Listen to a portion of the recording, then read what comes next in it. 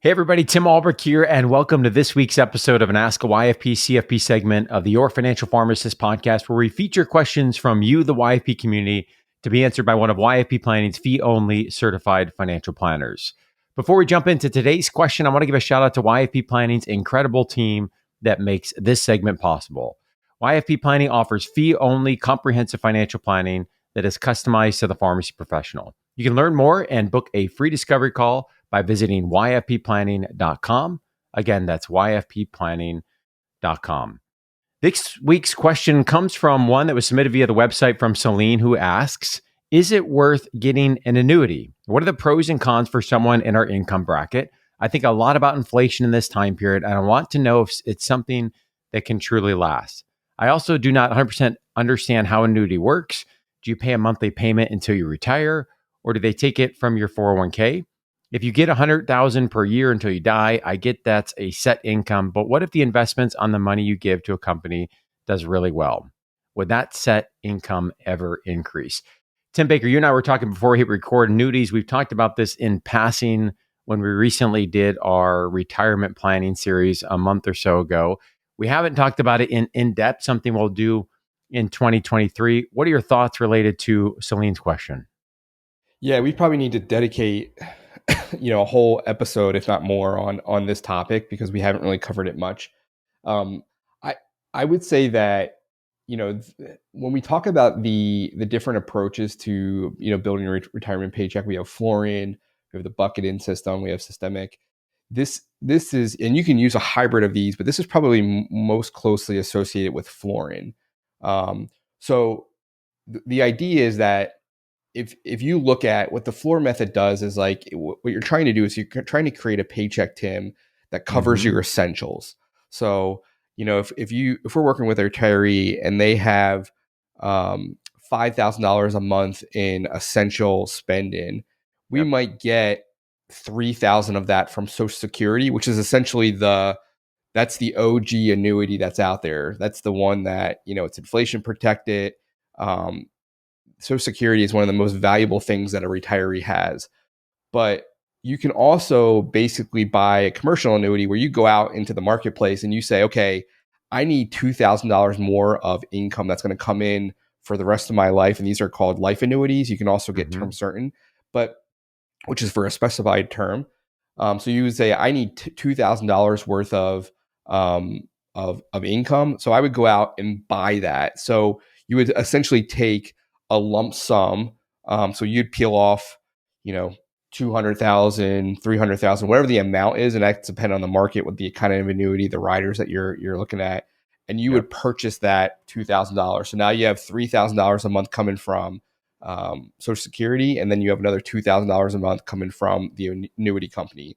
So where in the example, and again, just using, numbers, if you have $1 million in your portfolio, and we had to buy, we had to spend $250,000 for that. Now your portfolio is 750, but you have that income stream, hopefully coming in for the rest of your life. So essentially, what annuity payment is like you're just buying guaranteed income. You're giving money to an insurance company, and you're saying, this is my age. These are the features that I want. Give me this income for the next 5 years, 10 years, 15 years, or for the rest of my life. You can even have like a joint and survivor. So if I die, Shay continues to get that payment, when I pass away. So lots of moving pieces here, but this is one of the main, when they've done studies in terms of like what an advisor can do to help a retiree couple, there's lots of different strategies: the Social Security claiming strategy, the dynamic withdrawal strategy, tax efficiency, your total wealth asset allocation, liability relative to optimization. And then the last one is annuity allocation, which makes up 3.8% of that 37% benefit that an advisor gives to a retiree to kind of maximize their retirement income. So the idea here is, is this, what are the pros and what are the cons of this? So as I said, Social Security is the OG. So that provides an inflation adjustment annuity guarantee by the government. And like I said, there's lots of different types. So you could have a term certain. So some people use annuity systems to, if they say, okay, I heard YFP talk about deferring Social Security is a good bet for a lot of people. I need to defer. So I'm 65. I want to get all my Social Security credits, the premium credits. I want to defer to age 70. So Yeah. I might buy a 5-year term certain annuity that's going to give me the replacement until I get there. Yeah. Um, Life annuities, that's what a lot of people think of as life annuity. So I buy it at age 60, and then if I live to age 105, it pays me out for 45 years. But I also could buy it at age 65, and I might pass away at age 75. So it only pays me for Yep. 10 years. So a lot of people, they have that, is this actually a good investment? There's immediate annuities. So like you would give an insurance company that money, and then within 12, essentially 13 months, you would basically annuitize or collect payments. There could be deferred, where you give that the insurance company money, but then you don't collect payments for maybe another 3 or 4 years, and that allows you maybe a higher payment. You have variable annuities, which are typically tied to securities, so investments. So there's lots of different types of annuities out there. Now, the question was asked, so I want to address like the pros and cons and then some of the tax stuff. So the pros and cons, like the pros here is that one of the main things that retirees worry about is like, am I going to run out of like money in retirement? So Yes. annuities defeat mortality risk. So the client is essentially given a stream of income for as long as they live. So that is one of the big things. Annuitants might also enjoy a mortality premium. So those who have long lives will benefit from the pulling of assets from those who have a short life. So that's what I was just talking about is, if you typically have a history of living a long life, then you would be a good person to buy annuity. If you have a history of parents or aunts and uncles or your grandparents dying at a young age, maybe not so much. I will say that there are annuity products that you can get return of principal. So you might say like, or at least pay out X amount of years even after the Mm-hmm. annuitant dies. So there's all these little design features that you can get on annuity to make you feel better about giving up a sum of money for an income stream. Annuities typically, Tim, will suit people who have lower levels of risk Mm-hmm. because it eliminates the volatility of investing the client's assets. So this is not necessarily the case for a variable annuity, which has like an investment component. But what a lot of people will think of like, okay, well, I'll just I don't want that. I don't want that sure bet. I'm going to bet on myself, and Yeah. basically, and it's definitely overconfidence. But they're going to say I'm going to bet on myself and invest my money and withdraw it in a manner that kind of provides the same benefit that Yeah. annuity does. So they're looking at the insurance product, the annuity, as too conservative, and they're thinking, okay, in the market I can do my Mm-hmm. thing and then pull that money out as I need it. So a lower risk tolerance is typically for someone, or the annuity is typically for someone who has a lower risk tolerance. Um, this can be framed. Another benefit is that this can be framed more. Um, Annuities can be more desirable if it's framed in a consumption standpoint versus like the investment frame. So, Mm-hmm. and what I mean by that is that from a mental health perspective, which sounds crazy, but a lot more people are talking about mental health in retirement. Um, but from a mental health perspective, there is some stress that if you go from $1 million to 900,000 to 700, 500, like as it kind of scales Seeing. down over time, Right. like you Yeah. get stressed about that. Whereas you almost have like one hit at the beginning with an annuity. So you go, all right, I have $1 million. Now I have 750, but I have this stream of income. So I have a check rolling Yeah. in. Um, Yep. and it kind of protects, because I have that check rolling in, it protects that 750 a lot better or a lot more sustainably over the course of your Yeah. retirement career. So from a mental health perspective, there's also some benefit. Especially, And Tim, it, when you see, we talk a lot about this, that we focus so much on the accumulation. Your whole career, obviously market volatility, you might see some dips here or there, but your whole career, you're seeing this upward trend. And then there's the psychology of the spend down, right? It's a really yes, important point. yep. And the last thing that kind of goes hand in hand with that is that, an annuity can prevent a client from consuming assets too quickly. So you have that, Mm, you're kind of moving, assets from the investment category really to the insurance category, which is, annuities are an insurance product. Um, and this can kind of prevent excess withdrawal risk. So that's Mm-hmm. spending down the portfolio too quickly or in times where, the portfolio is distressed.